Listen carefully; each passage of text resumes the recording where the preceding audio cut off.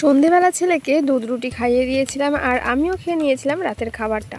তারপরে ফ্রেশ হয়ে চলে আসলাম সোজা ঘরে। আর ঘুমানোর আগে একটু চুলটা ভালো করে বেঁধে নিচ্ছিলাম।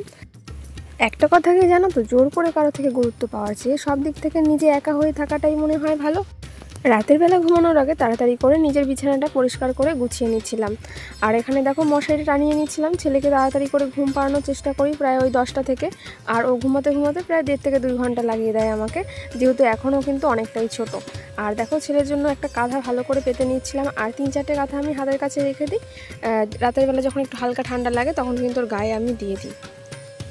পুজো সোনাকে পরিয়ে দিয়েছিলাম একটা প্যাম্পার্স, কারণ এখন যেহেতু একটু বর্ষাকাল, হালকা হালকা বৃষ্টিও পড়ছে, কাঁথা এত ধুতে গেলে অনেকটাই প্রবলেম হয়ে যায় শুকোতে। তারপর দেখো নিজে খেয়ে নিলাম 1 গ্লাস জল। আর এই যে পুজো সোনাটা কিন্তু এখনও ঘুমাচ্ছে না, তো তারপরে কিন্তু ওকে এবার ঘুমানোর চেষ্টা চলবে। তো কেমন লাগলো বন্ধুরা আজকে ছোট্ট মিনি ব্লগটা, অবশ্যই কিন্তু জানাবে।